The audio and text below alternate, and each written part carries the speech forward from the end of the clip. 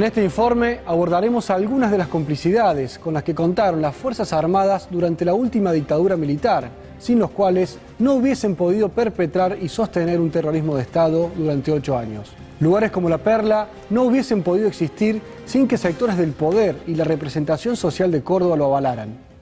Digamos, también una forma de guerrilla urbana, o de guerrilla como se diga, o de subversión.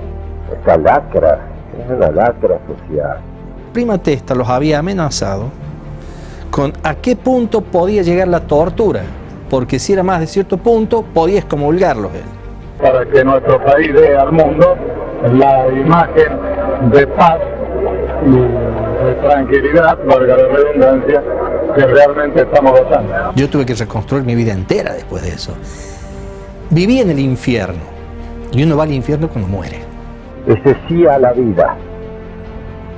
Hay que defender la vida.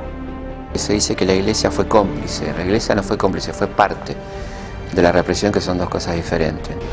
Como si la voluntad de Dios quisiera demostrar sobre estas tierras de cuánto es capaz el ejército argentino cuando lucha por la libertad, la paz y la justicia para su pueblo. Yo pienso que ha habido mucha complicidad por parte de la Iglesia, de la jerarquía de la Iglesia argentina en todo esto. Hay que ser muy ciegos para no ver que la jerarquía de la Iglesia Católica en Argentina es el segundo grupo más poderoso que tiene el país. En ese momento estaban los militares y la Iglesia de la mano. Videla comulgaba por televisión todos los domingos. Se juntaba con el nuncio, se juntaba con todos. Era un gran señor y estos señores iban y hablaban igual a igual con ellos.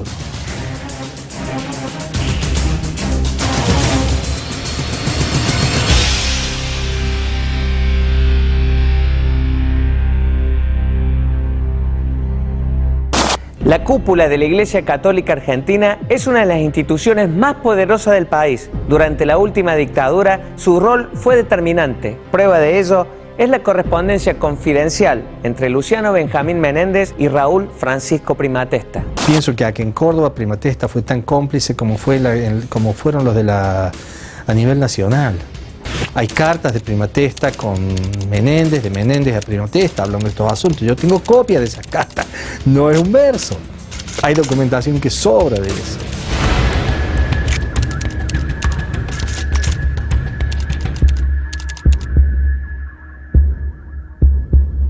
A mí me salvó Prima Testa de que Menéndez me hiciera ejecutar.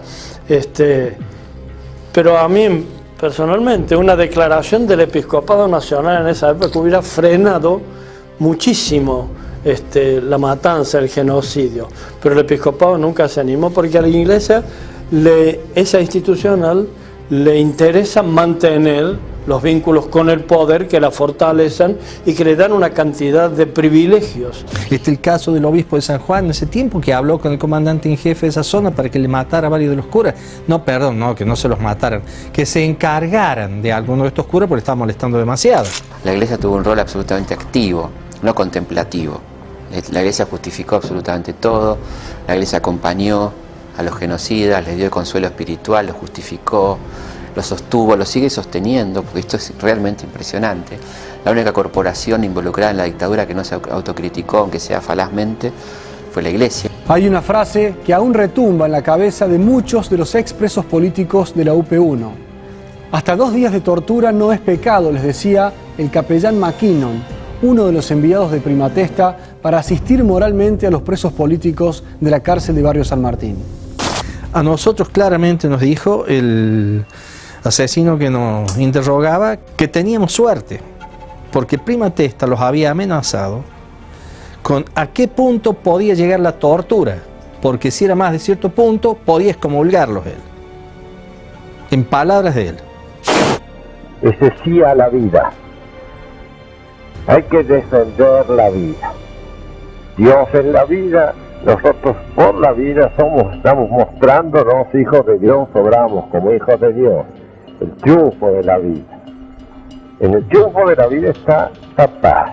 Porque nosotros vivíamos una vida que no era la tradicional y que también en los interrogatorios salía a relucir. ¿Y qué clase de seminaristas éramos nosotros? Que no vivíamos en una gran casa.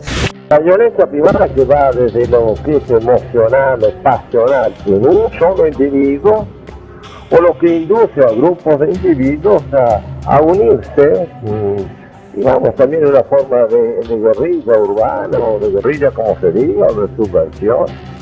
El Papa nota claramente, desgraciadamente nosotros hemos tenido que padecer este daño esta lacra, es una lacra social. Yo tengo que hablar honestamente del papel que yo veo que la Iglesia jugó en todo esto. Fue un papel de complicidad y fue un papel de tolerancia a algo así. Eso no puede ser, eso no entra dentro del Evangelio de Jesucristo, eso no está en el Evangelio, que hay que ser cómplice de los asesinos. Difícilmente encontraremos una historia más contundente para mostrar la complicidad entre la Iglesia y los militares. En enero de 1976 nace Natalia, hija de Charlie Moore y Mónica Cáceres, quienes estaban cautivos en la D2 desde 1976. En una escena inimaginable se organiza un bautismo dentro de la D2.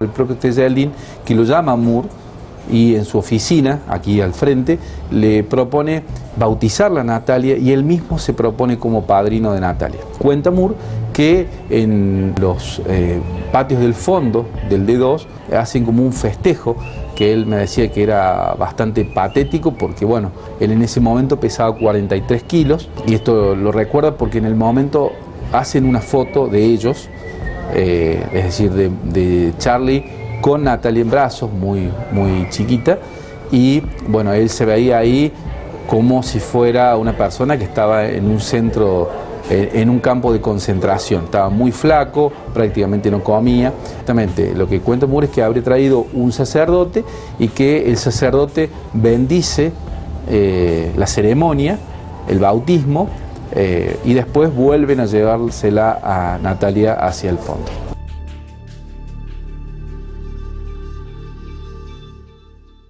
En el próximo informe continuaremos mostrando lazos de complicidad entre distintos sectores de la sociedad cordobesa y la dictadura cívico-militar.